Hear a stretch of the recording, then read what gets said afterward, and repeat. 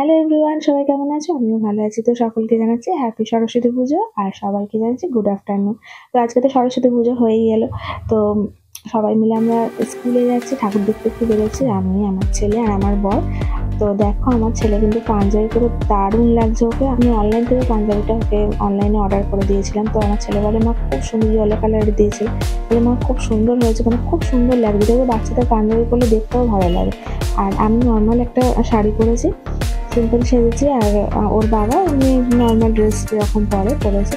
আর স্কুলে দেখো সামনে কিন্তু চলে এসেছে, প্রচুর রাস্তায় জ্যাম ছিল, মানে সবাই সেজে গুজে ঠাকুর দেখতে যেহেতু বেরিয়েছে, প্রচুর রাস্তায় জ্যাম ছিল, ওই জন্য আসতে একটু দেরিও হয়ে গেছিলো। আর দেখো স্কুলের সামনে কিন্তু চলেই এসেছি। তো দেখো সবাই কিন্তু সেজে গুজে বেশ খুব সুন্দর লাগছে সবাইকে।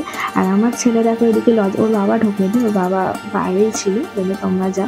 তো আমার ছেলে দেখো লজ্জা পাচ্ছে, বলে মা তুমি চলো তুমি চলো। ও মানে পাঞ্জাবি পরেছে, খুব লজ্জা পাচ্ছে আন্টিদের সামনে যেতে। তো দেখো সবাই কিন্তু খুব ভালো লাগছে সবাইকে। আর এদিকে পুজো আরম্ভ হয়ে গেছে, এই যে ঠাকুরটা, সরস্বতী ঠাকুর, খুব সুন্দর লাগছে ঠাকুরটা। আর আন্টিদের দেখতে পাইনি, কটা আন্টি পুজো দিচ্ছিল আর কটা আন্টি মনে হয় ভেতর সাইডে ছিল, দেখতে পাইনি। আর ওর বন্ধুরা, আমার ছেলে তো খালি বলছে মা ফ্রেন্ড কোথায় গেল। ওর বন্ধুরা সেরকম কেউ আসেনি, 2-3জনকে দেখতে পেয়েছে, আর অনেক কেউ আসেনি।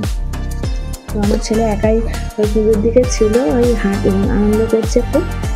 এদিকে দেখো স্কুলে, মানে এটা হচ্ছে উল্টো সাইড, এদিকটা দেখো মানে স্কুলে ফাংশন হচ্ছে, স্কুলের ভেতরে ফাংশন হচ্ছে, মানে এখন দেখো বাইরে বেরিয়ে ফুচকা খেতে আরম্ভ করে দিয়েছে। চলো এখন একটু রেস্ট নিই, কারণ বিকেলে আবার আমাদের তো গোটা রান্না আছে, সরস্বতী পুজোর গোটা রান্না আমরা করি।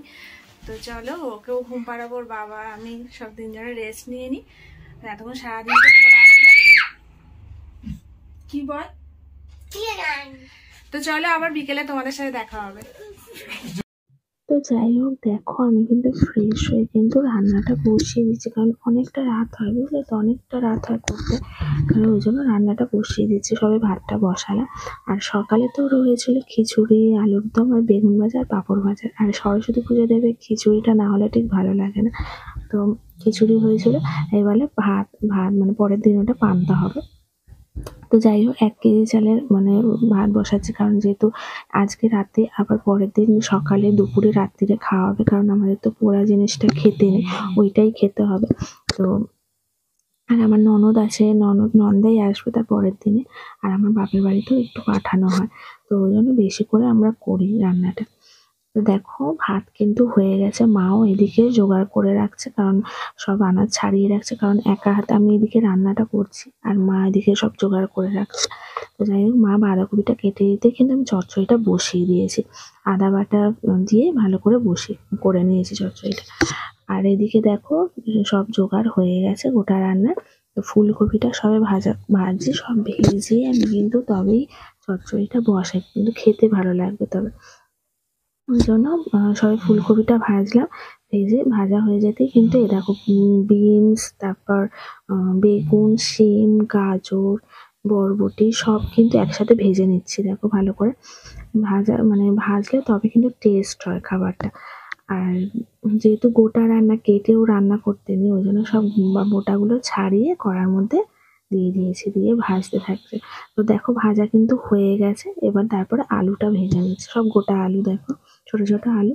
এই আলুর দম কিন্তু খেতে খুব ভালো লাগে। তো যাই হোক, দেখো আলু কিন্তু মানে ভেজে নিচ্ছি, আর ওদিকে দেখো সব কিন্তু ভাজা হয়ে গেছে। আর ওই পাতাগুলো যেগুলো দেখছো, ওই পাতাগুলো সব লাস্টে কষার সময় আমি দিয়ে দেবো। আর আমার এদিকে শ্বশুর দেখো, শ্বশুর শাশুড়ির হাতে হেল্প করে দিচ্ছে, কারণ মা একা হাতে কেটেই যাচ্ছিলো, ওই জন্য আমার শ্বশুরও হেল্প করছে। তো যাই হোক, চলো চচ্চড়ি কিন্তু বসানো হয়ে গেছে।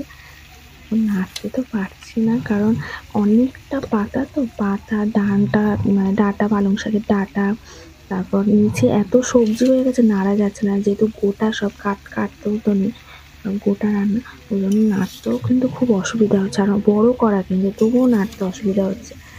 তো আদা বাটা দিয়েছি, তারপর জিরে বাটা, পাঁচফোড়ন, তেজপাতা, শুকনো লঙ্কা, তারপর সব রকম দিয়ে কিন্তু চচ্চড়িটা আমি বসিয়েছি।